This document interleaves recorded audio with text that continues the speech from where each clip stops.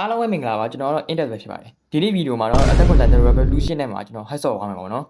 တကယ်မိုက်လားမမိုက်လားဆိုတာလည်းကြည့်ပါမယ် hack ဆော့ရတဲ့ကျွန်တော်က skill နဲ့ hack တာနဲ့ပေါင်းပြီးဆော့သွားမှာပေါ့နော်တကယ်လည်းမိုက်တယ် Attack on Revolution ကဒါဆိုရင်ကျွန်တော်စကားတွေများမနေပဲနဲ့ lobby ထဲသွားလိုက်အောင်ကဲကျွန်တော် lobby ထဲတော့ရောက်လာပြီ lobby ထဲရောက်လာပြီဆိုတော့ကျွန်တော်တို့ဒီမှာတစ်ချက်ပြမယ်ဘာတွေပါလဲဆိုတော့ကျွန်တော်တစ်ချက်ပြပါမယ်ပေါ့နော်ဒီမှာတစ်ချက်ပြမယ်ဒီမှာ quest ပထမဆုံးအနေနဲ့ quest ပါတယ်နောက်ပြီးရင်ဒီမှာ average gun တွေဟော average sword တွေဘာညာတွေပါမယ် blade တွေ wire ကို average လုပ်ရတဲ့ဥစ္စာပါမယ်ပေါ့နော်နောက်ပြီး inventory ပါမယ် market ပါမယ်ဒါတွေပါမယ်ပေါ့အများကြီးပဲပါတယ်ဒီ game ထဲမှာအရင်မိုက်တယ်ဒီ game ကဆော့ရတာကျွန်တော် level 10ပဲရှိသေးတယ် level 10ပဲရှိသေးတော့နည်းနည်းတော့နှုတ်သေးတယ်ပေါ့ပြောအောင်ပေါ့နော်ကျွန်တော်ကဒီမှာ squid က banana squid ရယ်နှစ်ခုသုံးပါပေါ့နော် banana squid ရယ်ကျွန်တော်သုံးပါနောက်တစ်ခုကကျတော့ဒီမှာကျွန်တော်လောက်လိုက်မယ်Okay ကျွန်တော်သုံးမှာ banana squid ရယ်ဒီမှာအဲပေါ်လာမဲ့ squid ရယ်နှစ်ခုသုံးပါပေါ့နော်နှစ်ခုသုံးမှလည်းအဆင်ပြေမှာဘာဖြစ်လို့ဆိုတော့တစ်ခုတည်းမဆုံးဘူးပေါ့နော် future တွေကဒီမှာကြည့်ပါ Okay တယ်နော်အဲဒီမှာ auto ဘာညာမသိဘူးအဲ့ဒါမသိဘူးဘာကြီးလဲနေဒါ auto reload ဟုတ်ပြီဒါ instant fan တွေပါပြီပေါ့နော်ကျွန်တော်ဒီမှာတစ်ချက်ဟောဖြစ်လိုက်မယ် ESP ကြည့်လိုက်မယ်နောက်ဒီမှာဟွာပေါက်ဟွာပေါ့အဲ့လည်းကောင်းတယ်ပေါ့နော်ဒီက hit box ပုံစံပေါ့နော်ခန္ဓာကိုယ်ရဲ့အဲ့တိုက်တန်ရဲ့ခန္ဓာကိုယ်ကအကြီးဖြစ်သွားပြီကျွန်တော်အဲ့အကြီးဖြစ်နေတဲ့နေရာကိုခုတ်လိုက်တာနဲ့တန်းပြီးတော့အဲ့ကောင်ရှော့ပဲလို့မျိုးပေါ့နော်အဲ့ဆိုကျွန်တော်တို့အကုန်လုံးအဆင်သင့်ပြီဖြစ်ပြီဆိုတော့တွားလိုက်အောင်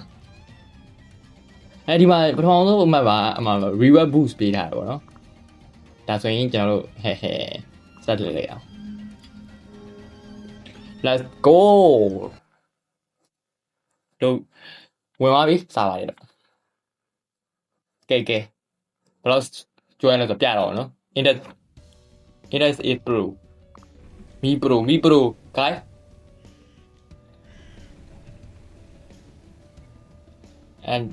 ကျွန်တော် banana တော့မသုံးတော့ဘူးဆိုရင်ဒီ squid တစ်ခုနဲ့တော့တောက်နေပေါ့နော်ဒီ squid တစ်ခုနဲ့တော့မိုက်နေဒီ squid တစ်ခုပဲတောင်းတော့မယ် auto reload တွေဒါတွေဖွင့်လာလိုက်မယ်ဒီမှာအဲ့တန် ESP ဖေးပေါက်တွေဒါတွေဖွင့်လာလိုက်မယ်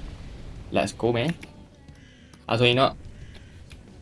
ဖွင့်သုံးလုံးတွေတီးလိုက်အောင်ဟာတီးဝါယူရတော့ရော့ကျွန်တော်မေးချင်18ကောင်တက်အောင်18ကောင်တက်ပြမယ်ညာဒီလောက်ဖြစ်နေရော့ကြောက်ဒီမှာတကောင်တော့အကြီးပဲကွာအကြီးပဲခုတ်ချင်တဲ့နေရာခုတ်လို့ရချဲပဲကျွန်တော်စကီးနဲ့ဟိုဟန်လန်ပေါင်းတီးတာပေါ့နော်အမလေးယူပါပေါ့ဟဲနှစ်ခုရောတော့လားအဲ့ဒါမှမိုက်တယ်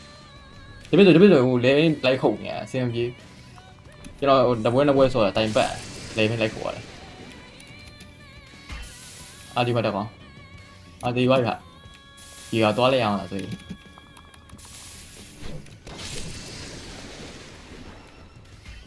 ဒီကောင်လေးဘာကောင်လေးလဲဟာအုတ်ထုတ်လေးနဲ့ဘာကောင်လေးလဲမသိဘူးပုံတိတ်မှာပဲကိုပြောရော့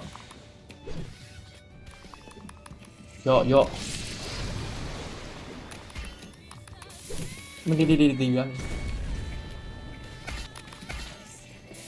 အဲ့လိုကျွန်တော်ပြမယ်ဒီမှာလိုဆွဲပြီးတော့ခုတ်ပြီးတော့အပေါ်ပြန်တက်ပြီးရင်ပြန်ဆွဲ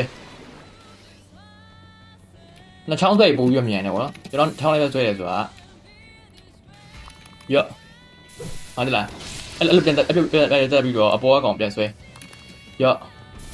ဒီမှာအဲ့လိုဆိုရင်လည်းဒီမှာပြန်ဆွဲပြန်တက်အဲ့လိုလုပ်ပေါ့နော်အဲ့လိုဆိုရင်ပို့ပြီးတော့အဆင်ခုတ်အလုပ်ကလွယ်တယ်ပေါ့နော်ဘာဖြစ်တာလဲဒီကောင်ရှိတော့ကျွန်တော်ဒီမှာနောက်တော့ပါကျွန်တော်တေးသွားပြီဗျာတရားတွေ့နော်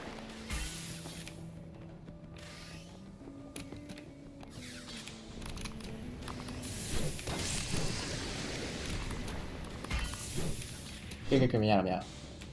တိုင်းတက်မှရတော့ကဲနိုင်သွားပြီဗျာတစ်ချက်လေးလိုက်မယ်လီပြီးမှပြန်ချအောင်နော် အရင်လွယ်တယ်ဗျာကဲကြည့်လိုက်အောင်ကျွန်တော်ဟို upgrade တွေပါလုပ်လိုက်အောင်ချက်ဟွာတယ်ခေးဒီမှာ upgrade ဟုတ်ပြီဒါပဲလီဒီ mission quest မဟုတ်ဖလားရပါလေဖလားရ complete ဖြစ်သွားဟဲဒါဆိုနောက်တစ်ပွဲတီးလိုက်အောင်ကွာဒီမှာပဲပြန်တီးမယ် crate ကျွန်တော်ဒီတစ်ခါတော့auto find နဲ့တီးကြရအောင်နော်ဒီကကျကျွန်တော်ကိုယ်တိုင်မဆွဲတော့ဘူးအကြောင်းကျွန်တော်ဒါကြီးခက်ခဲမှုအဆင့်တွေတစ်ခါလေးအကုန်မှန်ချက်လိုက်ဒါပဲလီ auto find နဲ့တီးရမယ် yeah step let's go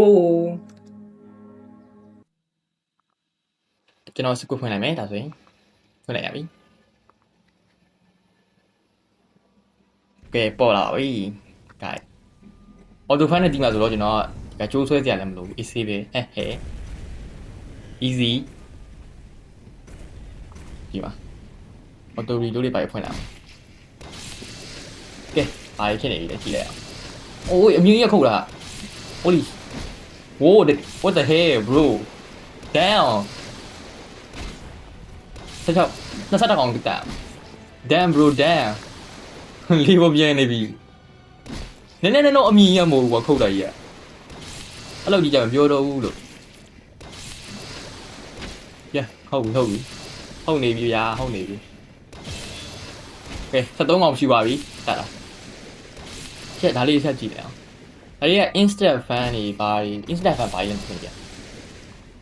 ဟာwhat the ဟာဘာလို့နည်းလုံးမဟုတ်သေးကွာဟာW squid တပြလေးပြပိတ်လိုက်ပဲအနေရီများအောင်တော့ဘန်းခံနေအောင်အဲ့ရပြောတော့ဘူးလို့အဲ့လိုကြီးကြဟုတ်သေးပါဟုတ်တောင်းကြီးမဲ့လိုက်တော့ကြောက်ကြီးတော့နိုင်ဝါယူရလီးလိုက်မယ်တစ်ချက်ဒီလိုစကွစ်နဲ့ဆော့ရဆိုအရင်လွယ်တယ်ဗျာကြည့်ရအောင်တကယ်ချင်းနေတယ်ပြောပါဆော့ချင်တယ်ဆိုရင်စကွစ်နဲ့လုံးဝမဆော့ပါနဲ့ဟိုစကွစ်နဲ့ဆော့ရဆိုရင်လည်းတကယ်လို့ဟိုauto fan လို့ဘာလို့အဲ့ဒါမျိုးမသုံးနိုင်ဘူးเนาะကျွန်တော်ခုနကတော့သုံးပြလို့ပဲအဲ့မျိုးပြောစရာကောင်းတာလေးဖန်တီးလို့ရတယ်ကိုရန်ကျိုးဆွဲကိုရန်ဆော့ရမယ်ဥစ္စာလေးနဲ့ရောပြီးစကိနဲ့ရောပြီးတုံးရမယ်ဥစ္စာလေးပဲတုံးပါเนาะတကယ်ချင်းနေဆော့ရအဲ့မျိုး auto fan ကြီးပါရအရင်ပြင်းဖို့ကောင်းတယ်နော်တကယ်ချင်းနေဆော့ရပြောစရာရှာမတွေ့တော့အချို့ဥစ္စာလေးကျတော့လည်းမိုက်ပါတယ်ကျွန်တော်တစ်ချက်ကြည့်အောင်ဟိုဘန်းခံလိုက်ရတာပါလားဆိုတော့ကြောက်တယ်အဲ့လိုဘန်းခံရမှာတော့လိုပြီးတိုင်းဝင် join ဘန်းခံရဲဆိုတာဟိုက shadow ban ဆိုတဲ့စာရှိတယ်။ shadow ban ဆိုတာဘယ်လိုဖြစ်သွားမှလဲဆိုရင်လုံးဝတကယ်ကြီးနဲ့ချိတ်ဆော့လို့မရတော့ trade လုပ်လို့မရတော့ကိုယ့်အကူတယောက်တည်းပဲ fan ရတော့မှာအဲ့လိုကြီးပေါ့နော် shadow ban ကြီးကတော်တော်ဆူဆူပဲအဲ့လိုကြီးရမရှိဘူးဟာကြည့်လို့မရဘူးတချို့ squid တွေမှာတော့အဲ့ဟိုဆမ်းပြီးတဲ့စာရှိရပေါ့နော်အဲ့ကိုဘန်းခံတာကတော့ဘန်းခံတာဆိုစစ်ပြီးတဲ့ squid ရှိတယ်အဲ့ဒါလည်းစစ်လို့ရတယ်ပေါ့နော်ကျွန်တော်ကတော့အခုမဖွင့်ပြတော့ဘူးအစင်အားဒီမှာတစ်ချက် join ကြည့်လိုက်မယ် join လိုက်လို့ join ပေါ်တော့ဦးဟေးဒါဆိုလည်း join တော့ upgrade ပဲတင်လိုက်အောင် sorry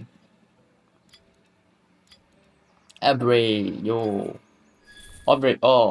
yo down share ပဲကွာအဲ့ upgrade ကုန်လုပ်လို့ရတယ်ကျွန်တော် level 40ရောက်သွားပြီ easy ပဲ guys ရိုးရှင်းလေးပဲသွားမယ်နောက်တစ်ဆင့်တက်လိုက်အောင်ကျွန်တော် normal ဆော့လို့ရသွားပြီအခုက normal ဖြစ်သွားပြီ let's go normal ဆော့လို့ရသွားပြီ easy mode တော့ပါဘူး pro ဖြစ်သွားပါပြီတစ်ဆင့်တက်သွားပါပြီဒါလေးကုန်တက် create လုပ်လိုက်မယ်ဒါလေးကုန်ဖွင့်လိုက်မယ် okay pro ပဲဗျာကျွန်တော်ကတော့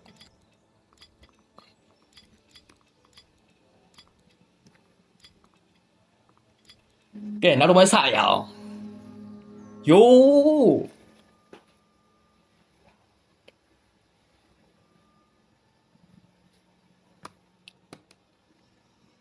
ကဲဝင်သွားပြီ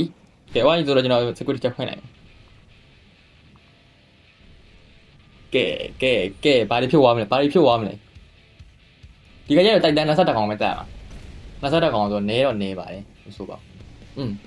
မဆိုပဲပြောအောင် yeah anti delete ကျွန်တော် instant key တက်ဖွင့်လိုက်ရအောင်နော် instant key တက်ဆိုအဲ့ဘေးနားပတ်ဝန်းကျင်အောင်ပေါ့တက်ပလိုက်တယ် share ပဲ okay ချက်ချက်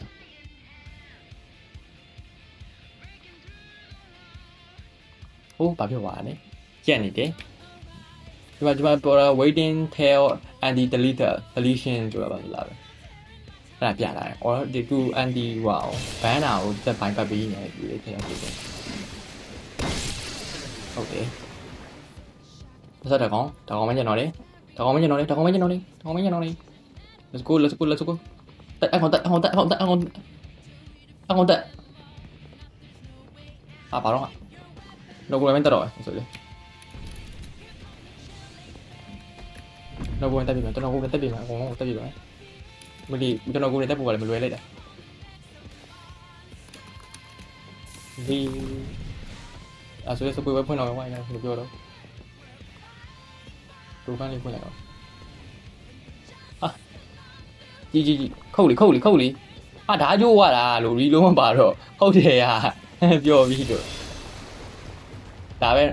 ဒီနေ့ဗီဒီယိုကဒီလောက်လည်းပဲပြီးလိုက်တော့ပါနော်ဒါဆိုကျွန်တော်ဒီမှာဗီဒီယိုလေးအဆုံးမဆုံးခင်မှာကျွန်တော် upgrade လေးဆက်လုပ်လိုက်ရအောင်ဗီဒီယိုလေးမဆုံးခင်မှာ upgrade လေးဆက်လုပ်လိုက်မယ် hi ဟုတ်ဘူးလေ